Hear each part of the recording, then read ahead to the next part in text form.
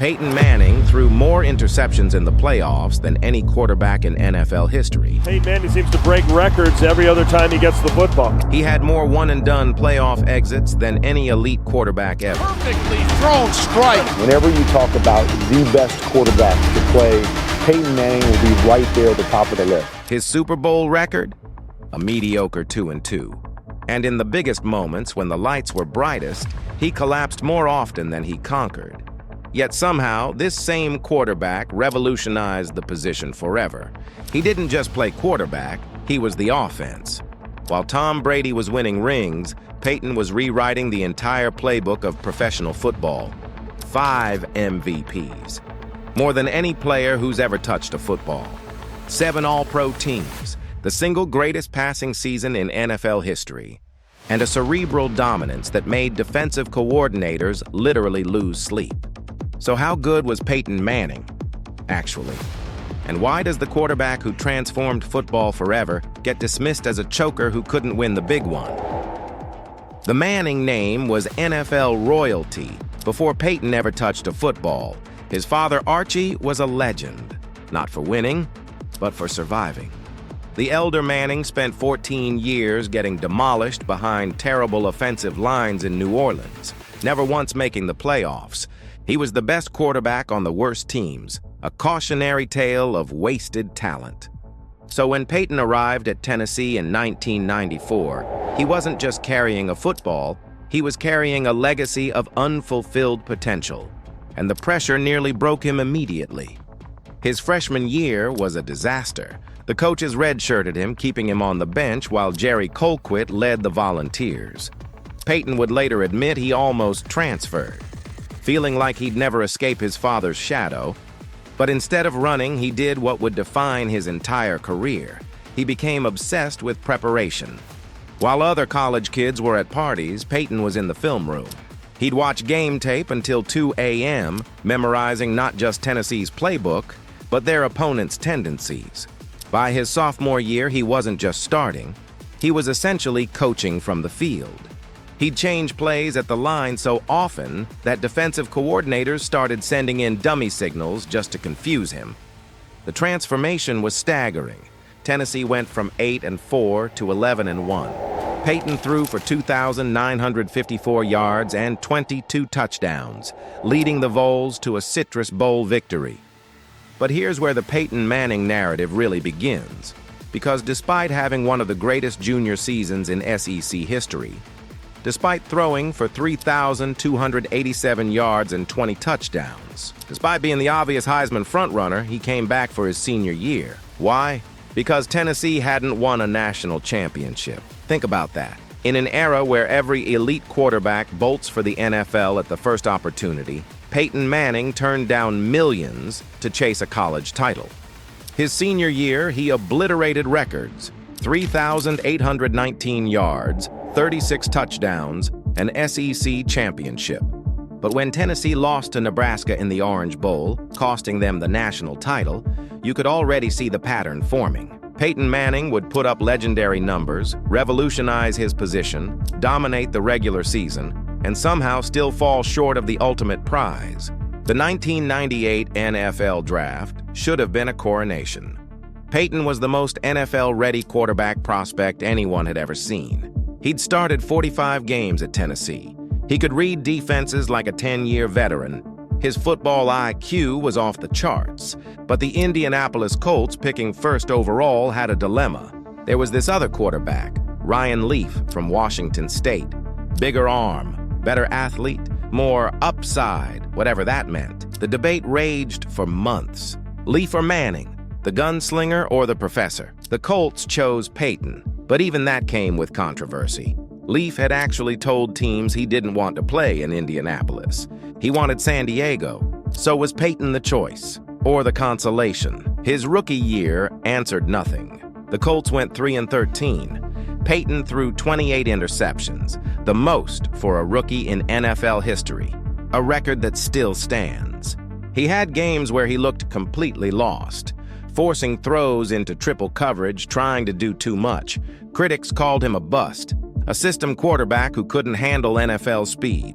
But Jim Mora, the Colts coach, saw something else. He saw a rookie quarterback who was essentially learning an NFL offense while teaching it to his teammates. Peyton wasn't just memorizing his own responsibilities. He was memorizing all 11 positions on every play. He'd grab receivers after practice and run routes for hours. He turned offensive line meetings into graduate-level seminars on protection schemes. Then came year 2. Everything changed. The Colts drafted Edgerrin James, giving Peyton a running game. They added weapons, and Peyton finally had time. The transformation was instant. 4,135 yards, 26 touchdowns, a playoff berth. But in the wild card round against Tennessee, Peyton threw no touchdowns in a 19-16 loss. The pattern was starting: regular season dominance, playoff disappointment. Year 3 was even better: 4,413 yards, 33 touchdowns, a 10-6 record. But in the playoffs, a 23-17 overtime loss to Miami, where Peyton looked confused, flustered, overwhelmed by the moment. This is when the narrative cemented. Peyton Manning was soft, a dome quarterback who couldn't handle adversity, a regular season hero who shrank in January. And the worst part? There was another quarterback emerging who was everything Peyton wasn't. Tom Brady, 6th-round pick, game manager, winner. By 2005, Peyton Manning wasn't just playing quarterback. He was rewriting the rules of defense. What he did at the line of scrimmage was psychological warfare. Omaha! Omaha! It became the soundtrack of Sunday afternoons. But here's what most people didn't understand. Omaha meant nothing. It was a dummy call, verbal chaos designed to force defenses into hesitation. While defenders scrambled to decode his cadence, Peyton had already identified the Mike linebacker, checked the safeties, diagnosed the coverage, and changed the play twice. Tony Dungy, who took over as Colts coach in 2002, gave Peyton full autonomy. Not just the ability to audible, every quarterback could do that. Peyton could call the entire offense from the line of scrimmage. The playbook became a suggestion. The real offense was happening in real time, with Peyton conducting it like a symphony. Defensive coordinators started losing sleep. Rex Ryan famously admitted he'd stay up until 4 a.m. trying to disguise coverages, only for Peyton to walk to the line, point at a linebacker, and blow up 8 hours of game planning in 2 seconds. But revolution means nothing without a ring. And after another heartbreaking playoff exit in 2005, a 21-18 loss to Pittsburgh, the criticism hit its peak. Greatest regular season quarterback ever. Skip Bayless said it like an insult. Then came 2006, and everything that could go wrong did. The Colts' defense was the worst run defense in the league, giving up 173 rushing yards per game. Nobody believed the Colts could win a title. Wild card round, a workmanlike win over Kansas City. Divisional round, a brutal slugfest against Baltimore. Peyton threw 2 interceptions and no touchdowns. But Adam Vinatieri hit 5 field goals, and the defense held on. Then came the AFC Championship. Peyton versus Brady, the nemesis. Down 21-3. The season was over. The narrative was about to be carved in stone forever. And then, Peyton Manning played the greatest football of his life. He led a furious comeback. Touchdown to Dan Klecko, a drive to cut it to 21-17, another to tie it, another to take the lead. Late in the fourth, down 34-31, Peyton got the ball with 2 minutes 17 seconds left. This was it. Every criticism, every narrative, every can't win the big one. First down, 11 yards to Reggie Wayne, then 14 yards to Brian Fletcher, then 32 more to Wayne. The Colts scored. They won, 38-34. Peyton had finally beaten Tom Brady in the playoffs. Super Bowl 41 was almost anticlimactic. It rained all night in Miami. The Bears had the league's best defense. Devin Hester returned the opening kickoff for a touchdown. Peyton didn't blink. He completed 25 of 38 passes in a monsoon. Threw for a touchdown, no interceptions. The Colts won 29-17. Critics tried to downplay it, but the truth was undeniable. Peyton Manning had proven he could win ugly. Win with defense, win in the rain, win when his numbers weren't pretty. Win in ways that went against everything people thought he was. In September 2011, Peyton Manning couldn't feel his fingertips. Nerve damage from neck surgeries left him unable to grip a football. The greatest pure passer in NFL history couldn't throw a spiral more than 10 yards. The Colts made the hardest business decision imaginable. They drafted Andrew Luck, and they cut Peyton Manning. At 36 years old, with a fused neck, Manning was finished until John Elway called. Denver was loaded. Von Miller, D. Thomas, and a powerful defense. But they had Tim Tebow at quarterback. Elway knew the truth. Even at half strength, Peyton's mind was still a weapon. His first season in Denver was awkward. He sailed passes, he threw wobblers. His arm was nothing like before, but his brain, sharper than ever. The Broncos went 13-3. Peyton threw 37 touchdowns. He was back. Until the playoffs. A freezing double overtime loss to Baltimore, and the choker label returned. But 2013 was Peyton Manning's masterpiece.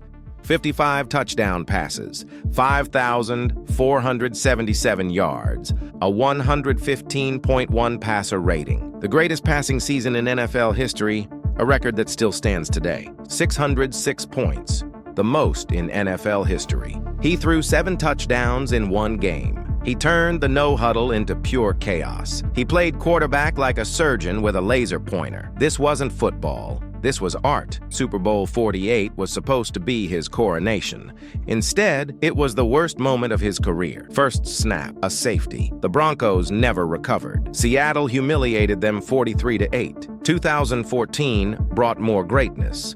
39 touchdowns, 4,700 yards. Another playoff loss, this time to his old team, the Colts. Then came 2015. Father Time arrived hard. Peyton threw 9 touchdowns and 17 interceptions. He got benched for Brock Osweiler. But Denver's defense was legendary. When Osweiler faltered, Gary Kubiak turned back to Peyton. He could barely throw, but he did just enough. In the divisional round, he threw for 222 yards and no touchdowns. They won. In the AFC Championship, he threw for 176 yards and 2 touchdowns. They won. Super Bowl 50 was his last stand. Cam Newton was the MVP. The Panthers were the best team in football. Peyton threw for 141 yards, one of the weakest quarterback stat lines in Super Bowl history, and it was perfect. The quarterback who had been criticized for empty stats finally won a title with almost none. 2 weeks later, he retired. 71,940 yards. 539 touchdowns, 5-time MVP, 2 Super Bowls. But numbers don't tell the story. Peyton Manning changed football forever. Before Peyton, quarterbacks ran plays. After Peyton, they conducted offenses. Every pre-snap motion, every audible, every dummy call you see today. That's Peyton's legacy. Tom Brady won more. Joe Montana was more clutch. Johnny Unitas was tougher, but nobody played quarterback with more intelligence, preparation, and control than Peyton Manning. He wasn't perfect. He threw crushing interceptions. He had humiliating losses. He collapsed in big moments. But he also dragged average Colts teams to the playoffs for a decade. He came back from 4 neck surgeries to throw 55 touchdowns. He won a Super Bowl at 39 when he could barely throw a spiral.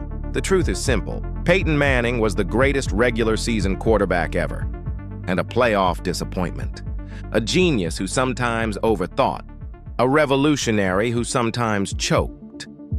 But maybe that's what made him great. Not perfection, but humanity. He kept coming back, kept studying, kept fighting, and finally, he passed the test the world said he never could. Peyton Manning wasn't just good. He was transcendent, flawed, revolutionary, and utterly irreplaceable. If you enjoyed this video, subscribe to the channel and check out our other breakdowns of NFL legends who defined eras and changed the game forever.